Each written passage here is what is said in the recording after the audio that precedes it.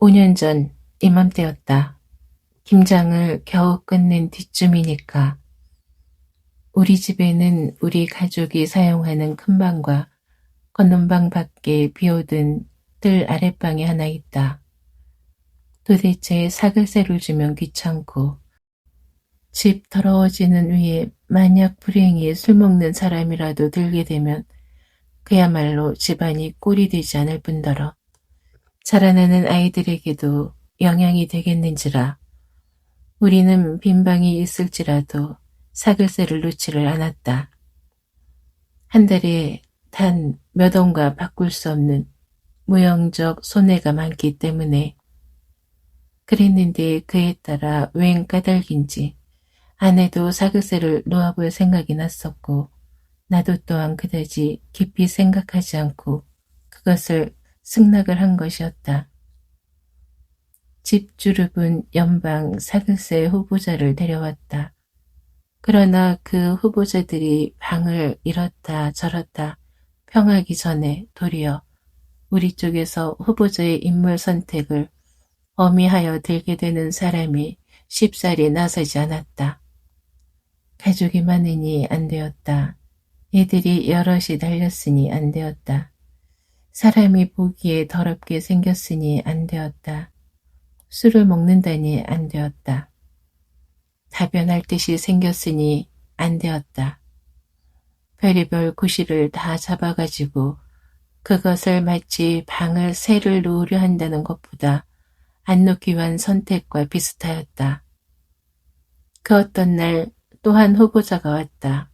후보자의 선택이며 응대는 일체로 아내에게 맡겼는지라 아내가 또 나갔다. 이번에 온 후보자라는 것은 16, 7세쯤 난 처녀 단 혼자였다. 네와 함께 왔는가 하였더니 함께 온 사람이 없었다. 나는 마음에 퀘스천 마크를 붙이고 유리창으로 내다보았다. 검정 세루치마에 초콜릿빛 구두를 신은 것으로 보아서는 학생 같았다. 그러나 머리가 너무도 길었다. 대체 지금의 여학생은 단발을 하거나 그렇지 않으면 머리끝 단 한치라도 자르는 법이다. 난대로 내버려두는 사람은 전혀 없다. 그렇거늘 이 처녀는 머리에 가위가 닿아본 일이 분명히 없었다. 얼굴은 입이 약간 넓었으나 중쯤되는 편이었다. 키는 후루리 컸다. 목소리는 가늘고 작고 느릿느릿하였다. 도대체 정체를 알 수가 없었다. 학생인가 하면 그렇지도 않았다. 학생에게는 분명히 학생의 티가 있어서 첫눈으로 학생이라 알아볼 수 있는 법이다. 점원인가 하면 점원도 아니었다. 다른 점은 그만두고라도 어느 점원이 지금 시대에 있어서 머리를 단 한치라도 자르지 않고 그냥 기르는 자가 있으랴. 그 얼굴은 아직 성을 모르는 여인이었다. 체격도 이성을 맛보지 못한 여인이었다. 16, 7세로 이성을 모르는 여인. 그럼에 카페 여급으로도 볼 수가 없었다. 나카이로도 볼 수가 없었다. 기생의 알로도 볼 수가 없었다. 말하자면 무엇이라 판단을 내릴 수 없는 종류의 여인이었다. 아내는 혼자 있겠는가 동거자가 있느냐 물어보고 자기 혼자만이라는 대답을 들은 뒤에 나한테로 들어왔다. 둘지 안 둘지를 결정하고자 우리는 협의한 결과 방문객, 더욱이 남자 방문객이 적어야 할 것, 저녁 후에는 대문을 걸으니까 밤 출입이 없어야 할 것, 떠들지 말아야 할 것, 깨끗하여야 할 것 등등의 조건을 내어 그 승낙을 받은 뒤에 두기로 하였다. 두고 봄에 매우 순진한 여성이었다. 차차 그 정체도 알았다. 그의 본집은 애옥에 어디 있다 한다. 부모도 있었다. 그러나 기괴한 부모였다. 어머니는 홀어머니였다. 아버지는 홀어머니의 혼남편이었다. 그런지라 전혀 혈족적 관계는 없었다. 이러한 부모 아닌 부모 아래서 길러나다가 금년 봄에 누구의 소개로 마산 어떤 카페에 여급으로 갔다. 거기서 어떤 젊은이를 알게 되었다. 어느 부잣집 소실의 아들이었다. 그 소녀는 이 처녀, 이름은 우정자라 한다. 연애를 하자 청하였다. 이런 사회에서의 연애라 하는 것은 물론 성적 교섭을 뜻합니다. 정자는 성격이 비교적 견실하였다. 그 위에 그의 생장이니 많지 자기 보호의 비수를 체득한 사람이었다. 남의 말인 절대로 그대로 믿어서는 안 된다는 점을 체득한 사람이었다. 게다가 아직 연애가 무엇인지 알만한 나이에 도달하지 못하였다. 그는 그 소년 청년이라는 편이 옳겠지만 연애 연기를 청하였다. 약혼을 하고 그 뒤 결혼을 하고 그 뒤에 비로소 연애 육접 교섭을 하자고 연기를 하였다. 그 청년은 그 근처에서는 비교적 이름난 전형적 방탕하였던 모양이었다. 부잣집 아들, 더욱이 소실의 아들이니 많지 버릇없이 길러났고 돈에 부자유가 없이 놀아나니 많지 금전의 위력이라는 것을 알았고 그의 놀아난 무대가 비교적 작은 무대 마산이었더니 많지 기고만장을 지나서 기고 백만장은 되었을 것이고 이런 성격의 사람으로서 그가 놀아나는 무대인 마산의 매녀라는 매녀는 하나도 빼놓지 않고 집어세워오던 그가 여기서 뜻밖의 한계 암초에 걸린 것이었다. 그 위에 그가 아직껏 교섭 있는 여인들은 모두 이런 사회의 여인이라 따라서 비처녀였는데 지금 교섭하는 자는 진정한 처녀였다. 자기 손에 걸려든 진정한 처녀. 이 점에 이 방탕의 호기심이 부쩍 도수가 높아지지 않을 리가 없었다. 교섭은 진행되었다. 그럼 결혼하자. 결혼하는 이상해야 구태여 이 시골 마산에서 하랴. 서울 올라가 있거라. 생활비는 내가 달라는 대로 보내주마. 그리고 얼마 뒤 자기도 서울 올라가서 성대한 결혼식을 거행하자. 이리하여 정자는 상경하여서도 자기 집으로 가지 않고 사글세빵을 얻노라는 것이 우리 집에 들게 된 것이다. 아직 성에는 눈 못 뜨고 연애라는 것도 모르는 소녀였다. 따라서 사내가 상경하는 것도 기다리는 듯 쉽지 않았다. 그러나 편지는 무척이도 기다렸다. 편지에는 가외세 위체가 있을 것이니까. 그다지 나다니는 일도 없었고 찾아오는 사람도 없었다. 몇 번 그의 아버지가 돈을 달래서 찾아온 뿐이었다. 아내는 가끔 그 방에 건너가서 말동무로 몇 시간씩을 보냈다. 카페에 여급으로 얼마 있었다. 하지만 그런 티가 조금도 보이지 않았는지라 나도 아내가 건너가 노는 것을 마음 놓고 버려두었다. 우리 집에 있는 동안 아내의 의견으로 머리를 틀게 하였다. 머리를 틀고 수수하게 새로 치마를 입은 꼴은 영락없는 학생이었다. 머리를 길게 따내리고 다니면 정체 모를 계집으로서 우리 집 대문으로 출입하는 것이 체면상에도 관계되었다. 사람됨이 그만치 조용하고 천스럽지 않고 칭중하니만치 아내도 퍽 귀엽게 여겨 간혹 저녁 때 미처 그가 못 들어오면 그 방에 불도 떼어주며 들어올지라도 춥지 않도록 해주고 내가 없을 때에는 우리 방에 불러들여 놀고 하였다. 나를 퍽 무서워하여 내가 집에 있는 동안은 웃음소리 한번 크게 못 내고 중문 출입에도 문 여는 소리도 안 나게 조심조심히 지냈다. 겨울 음력 연말이 되어 산에 드는 사람이 상경하였다. 나는 퍽 호기심을 갖고 인제의 전개될 장면을 관찰하려 하였다.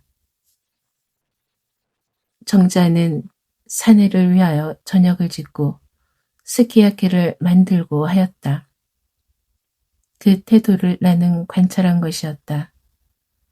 그 태도는 반가운 사람을 맞아서 대접한다기보다 반가워해야 할 사람을 맞아서 반가워해야 할 의무를 가지고 대접하는 것이 분명하였다.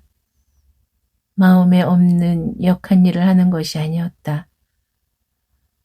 그렇다고 또한 진심으로 반가워하는 것도 아니었다. 그러나 또한 반가워하는 듯하기는 하였다. 이러한 저녁이 끝난 뒤 밤이 이르렀다. 이 밤이야말로 나는 커다란 호기심으로 보려는 바였다. 초저녁에는 소근소근 이야기를 하고 있었다. 간간 들리는 눈치로 그새 지낸 이야기들을 서로 주고받는 모양이었다.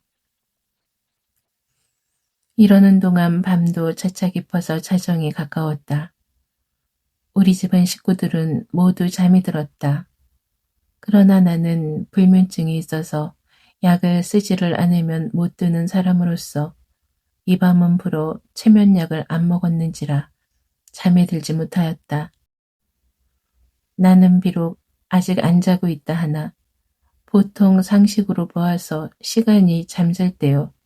사면이 고요하게 되었으니까 그들은 물론 안방에서는 다 잠든 줄 알았을 것이다. 차차 사내는 그것을 조르는 것이 분명하였다. 여인은 그것을 거절하는 것이 분명하였다. 간간 위협하는 듯한 소리도 들렸다. 완력을 쓰려는지 때때로 쿠덩쿠덩 하는 소리도 들렸다. 그러나 넓지 않은 뜰을 건너서 큰 방이 있는지라 위협도 크게 못하고 완력도 마음껏 못하는 모양이었다. 거기 대하여 여인은 끝끝내 거절하는 것이 분명하였다. 이러하기를 두세 시간, 그 뒤에는 그 방에서도 고요해졌다. 그 방이 고요해진 때로 비롯하여 겨울의 긴 밤이 밝기까지 짧지 않는 동안을 나는 생각하였다. 이 고요해진 것은 성공을 뜻함일까? 실패를 뜻함일까? 하고 그러나 날이 밝지 알았다. 실패한 것이었다. 날이 밝기가 무섭게 사내는 외투를 입고 모자를 쓰고 뛰쳐나왔다. 여인은 따라 나오면서 목 가리라고 말린다. 그러나 안방에서들 모두 아직 자고 있는지라 힘있게 붙들지도 못하고 종래 사내를 놓아버렸다. 그날 낮 여인은 종일 방에서 나오지 않았다. 내 아내는 꽤 좀 건너가 보고 싶은 모양이었고 나도 건너보내 보고 싶었지만 가보기도 이상하여서 그냥 버려두었다. 우리 집에 있는 동안 아직껏 유행가를 입 밖에 내어본 적이 없는 그가 이날은 작은 소리로 진이를 부르고 있었다. 그러나 그것은 마음이 기뻐서 부르는 것이 아니라 언짢아서 부르는 것이었다. 산에는 진이를 오지 않았다. 이날은 바람이 몹시 불어서 대문이 좀 있다가는 찌그걱하고 또 좀 있다가는 찌그걱하고 하였다. 그 대문 소리가 날 때마다 아랫방에서 나는 유행가 소리가 뚝 끊어지고 하는 것을 보니 마음으로는 사내가 오기를 얼마나 기다리고 있는지 알 수 있다. 사내는 밤에도 안 왔다. 진이를 굶고 저녁에 불도 안 떼므로 내 아내가 불을 떼주었지만 내다보지도 않고 점심 들여보낸 것도 밤까지도 안 먹고 그냥 두었다. 사내는 어디로 갔는지 종래 오지 않았다. 이튿날 날이 밝자 여인은 집을 뛰쳐나갔다. 어디서 어떻게 붙들었는지 종래 사내를 붙들어가지고 오후 서너 시쯤 집으로 왔다. 작은 소리로나마 언쟁이 시작되었다. 작은 소리로 하는 언쟁이라 들을 수는 없지만 간간 들리는 말을 종합해 보건대 사내는 어제 모 카페에서 놀고 무슨 코라는 여급을 데리고 종로 모 여관에서 자고 오늘 밤도 또 그렇게 할 것이고 수일간을 그렇게 지내다가 결혼식을 거행할 것이고 결혼식을 거행한 뒤에는 서울에다가 문화주택을 하나 장만하고 함께 살 터이고 이래하여 연애 결혼 생활이 시작될 것이라 하는 것이다. 거기에 대하여 여인은 그럼 자기와의 약속은 어떻게 하겠느냐고 항의를 제출하였다. 사내의 답변은 대체 너는 나를 사랑하지 않으니 약속은 무효라. 사랑하지 않는 증거로는 그젯밤에 지낸 일이 가장 똑똑하다는 것이었다.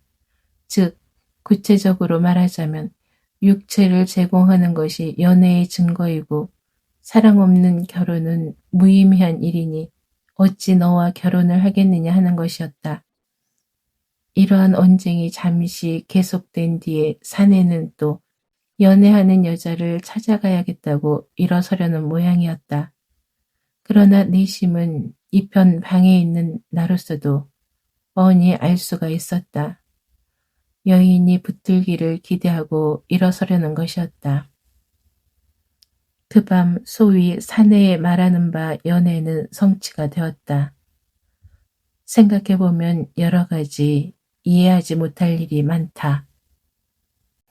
첫째로 카페에 단 몇 달 동안이라도 있었던 여인이 그렇듯 성이라는 것에 대한 지식이 없는 것도 좀 상식 이상의 일이다. 둘째로 그러한 부모 아래서 자라난 그가 어떻게 대체 정조는 지켜야 할 것이라 함부로 내던져서는 안 되는 것이라는 관념을 갖게 되었는가. 그 여인이 그 사내와 결혼을 하겠다는 생각을 갖게 된 것은 결코 사랑에서 나온 것이 아니었다. 아직 사랑이라든가 그런 문제를 이해할 만한 능력은 분명히 부족하였다. 그가 그 사내를 붙든 유일의 이유는 생활 문제 해결이었다. 그의 자라난 환경이니만치 자활책을 강구하여야겠다는 관념은 비교적 일찍부터 들어있었다. 그리고 여인이 자활하기 위해서는 생활이 안정된 그 지하비를 얻는 것이 가장 경편하고 안전한 방식이라는 판단이 그의 마음에 박혀 있었던 것이었다. 이 때문에 부잣집 아들을 하나 골라낸 것이었다.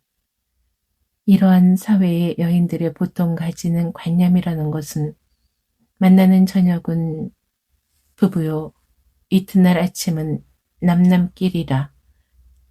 이 사내에게서 5원, 저 사내에게서 7원, 내일 일을 내일 할 바가 아니라 이러한 종류의 것으로서 말하자면 자기라 하는 한 개의 아내가 있고 연애라는 수레를 타고 그 아내를 통과하는 부지기수의 남편이 있다.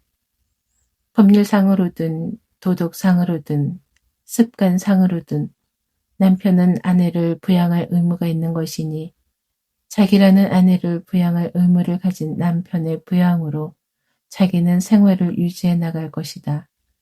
이만한 것이다. 그런데 이 여인이 가진 관념은 그와 달랐다.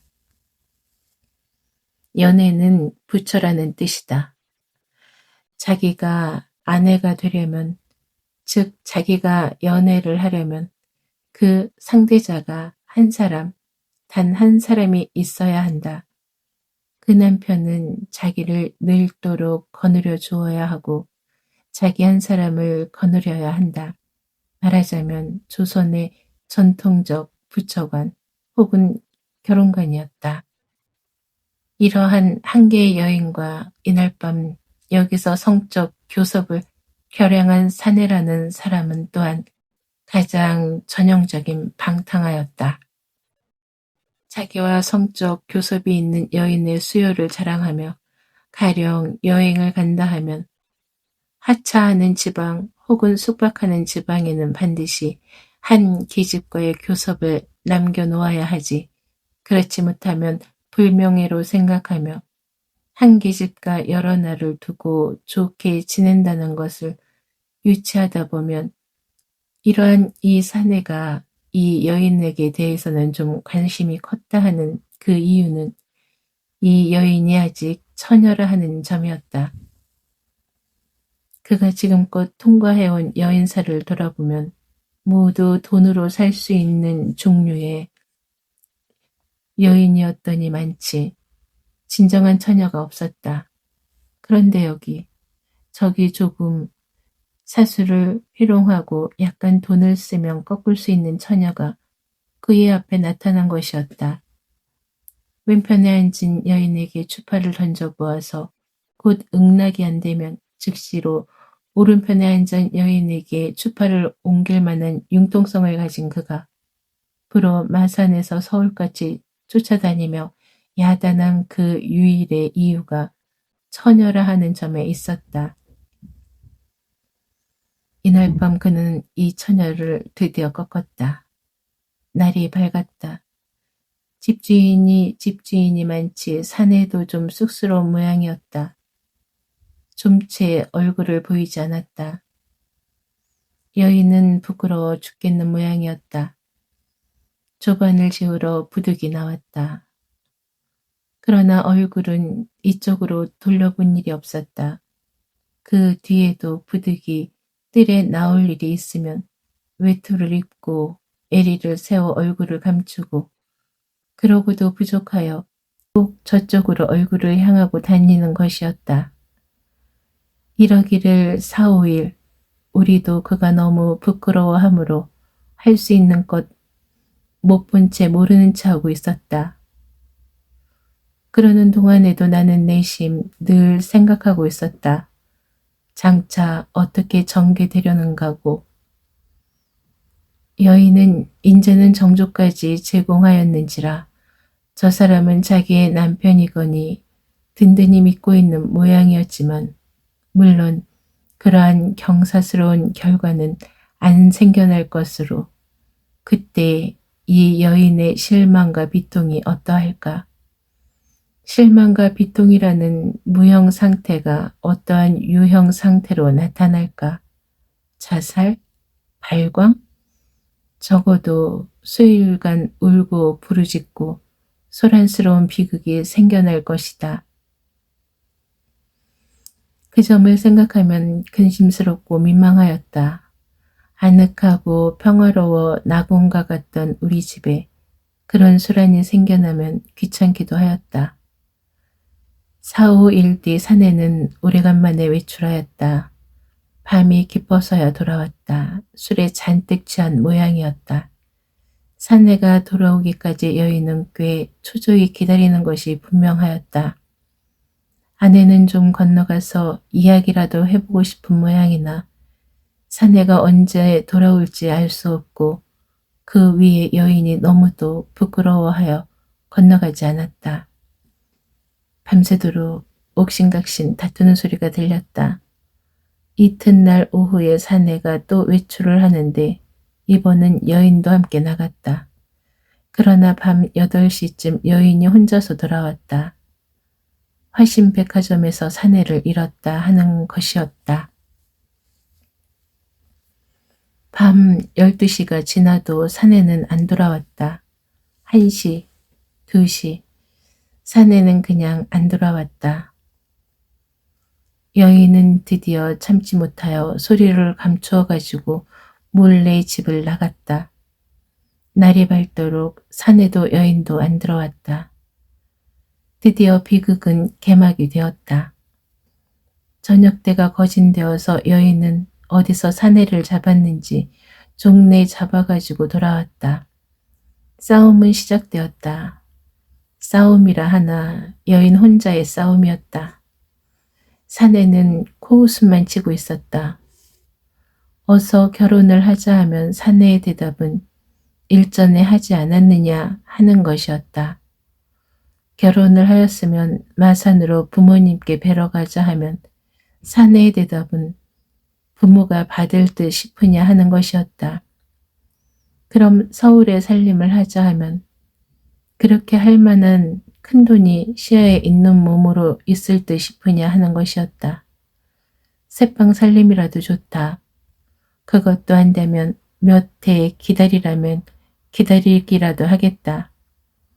싸움에서 시작하여 타협 조건으로 마지막에는 애원으로 차차 숙어 들어가는 여인에 대하여 사내는 시종일관 냉담한 코웃음으로 대하였다. 그날 밤 사내는 자기 가방을 가지고 우리 집을 나가서 종로 어떤 여관으로 갔다. 사내는 그 뒤 며칠을 여관에 묵으면서 카페 여금 몇 명과 결혼을 몇 번 더하고 마산으로 내려갔다. 그동안 여인은 방에 꾹 박혀서 나오지 않았다. 끼니도 전혀 짓지 않았으므로 내 아내가 민망하여 끼니를 들여보내주고 하지만 간간 몇 술씩 먹는 때도 있기는 하였지만 전혀 굶는 모양이었다. 4, 5일이 지났다. 오래간만에 그 방에서 무엇이 부시럭부시럭 대걱대걱 하는 소리가 한참 나더니 아내를 찾는다. 아내가 내려가 보니 오늘 집을 나가겠노라고 방세를 샘 치르는 것이었다. 벌써 짐은 죄에 정리되어 있었다. 어디로 나가느냐, 나가서 어떻게 할 작정이냐, 이렇게 묻는 데 대하여 자기 본집, 그의 의붓 어머니와 의붓 어머니의 혼남편이 사는 집으로 가면 장차 어떻게 지내리라고는 아직 아무 보관도 없다는 것이었다. 나는 생각하였다. 만약 내 누이나 내 딸이 이런 딱한 일을 당하였다 하면 그는 자살을 하거나 발광을 하거나 할 것이었다. 만약 전형적 카페 여급이 이런 일을 당하였다 하면 다시 인사상담소를 찾아가서 다른 취직처를 구할 것이었다.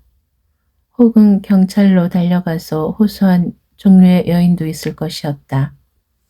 혹은 끝끝내 사내에게 매달려서 몇백 원의 돈이라도 따내고야 말 종류의 여인도 있을 것이었다. 그도 이도 다 버리고 자기와는 호족부 이외에는 아무 관계도 없는 부모의 집으로 돌아가며 그 돌아간다는 것이 얻어먹기를 위함이 아니요 단지 생활방침을 새로 세우기까지 집세 안 내고 있을 장소를 택한 것이라는 점을 생각할 때 일종의 여정부를 본 듯한 느낌을 받았다.